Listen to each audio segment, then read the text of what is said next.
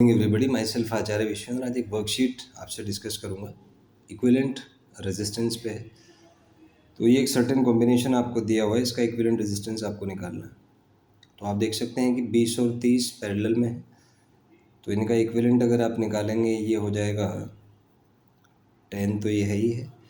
और 20 और 30 का इक्विवेलेंट हो जाएगा आपका, मान लो आर, इस डैश इसको मान लेते हैं, तो आर डैश हो जाएगा आपका R1 R2 by R1 plus R2 50। तो 60/5 12 ओम ये हो गया। तो यहाँ से दोनों सीरीज में है तो R equivalent 10 plus R dash आ जाएगा। और इसको अगर आप सॉल्व करेंगे तो ये 10 प्लस 12 यानी 22 ओम आ जाएगा यहाँ से आर इक्विवेलेंट। नेक्स्ट क्वेश्चन है आई, तो आई को अपन लिख सकते हैं S E by R equivalent. तो ई है 44, आर इक्विवेलेंट 22 ओम आया, तो यहाँ से 2 एम्पियर करंट आ जाएगा। नेक्स्ट आपसे पूछा I1, तो इसमें देखें यहाँ पे ये 20 और 30 ओम के दो रेजिस्टेंस हैं। तो करंट यहाँ पे क्योंकि पैरेलल में तो इनवर्स रेशियो में डिस्ट्रीब्यूट होगा, तो इस करंट को मैं 3x मान लेता हूँ, इसको 2x, और यहाँ से करंट आई आएगा। तो अगर हम KVL अप्लाई करें तो हम कह सकते हैं कि I is equal to 5x, तो वहाँ से x आपका I/5 आ जाएगा। तो I1 माने जो 20 ओम में करंट है वो 3x है, तो 3x यहाँ पे 3I/5 आ जाएगा, मतलब 3/5 इंटू 2, तो ये 6/5 यानी 1.2 एम्पियर आ जाएगा। नेक्स्ट, तो I1 यहाँ से 1.2 एम्पियर। नेक्स्ट इज़ I2, तो I2 जो है वो आपका 2x है, तो 2 इंटू x जो है आपका I/5 है, तो 2/5 I हो जाएगा। और I जो है आपका 2 है, तो ये 4/5 0.8 हो जाएगा। Next is I1 plus I2, तो ये I के इक्वल होगा 2 ampere. I1 plus I2 by I1 होगा क्योंकि दोनों सेम है। नेक्स्ट है, इसमें पावर पूछा है, net power in the circuit. तो पावर होता है आपका I² इंटू आर, जो भी पूरे सर्किट का है। I का वैल्यू 2 आया, रेजिस्टेंस था यहाँ पे 22, तो ये 4 इंटू 22 88 वोट आ जाएगा।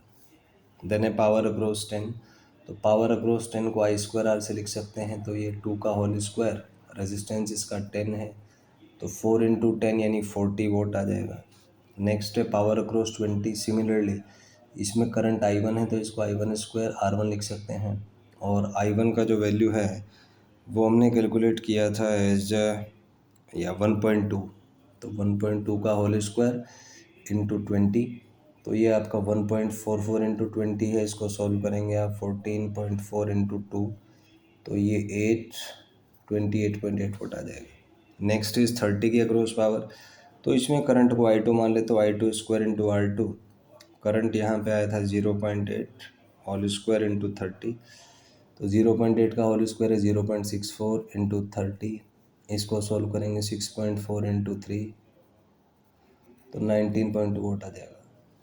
नेक्स्ट इज़ वोल्टेज अक्रॉस 10, तो इसको अपन IR से निकाल सकते हैं। I2 है, ये 10 है, तो 20 वोल्ट आ जाएगा। नेक्स्ट है वोल्टेज अक्रॉस 20, तो इसको भी अपन IR से निकाल सकते हैं। I अब 1.2 है, R यहाँ पे 20 है, सॉल्व करेंगे 24 वोल्ट आ जाएगा। नेक्स्ट पूछा है वोल्टेज अक्रॉस 30, तो दोनों पैरेलल में है, तो वोल्टेज अक्रॉस 30 भी आपका 24 वोल्ट होगा। नेक्स्ट पूछे तीनों का सम, तो KVL यूज़ करके बोल सकते हैं 44 वोल्ट आ जाएगा। Next is power is maximum across, तो हम देख सकते हैं इसमें जो पावर मैक्सिमम है वो 10 है, मतलब 10 के अक्रॉस है 10 ओम। नेक्स्ट इज़ मिनिमम पावर, तो मिनिमम पावर जो है वो 30 वाले के अक्रॉस है। Next arrange resistances in ascending order of power, ascending मतलब सबसे पहले सबसे कम, तो 30 कम है 20 से, कम है 10 से। Next question is arrange resistance in descending order, so descending means greatest the first, so the first one is 10, then 20, then 30, so this will be the descending order. Next question is current is maximum in which resistance, so we can see obviously 10 ohm में maximum होगा।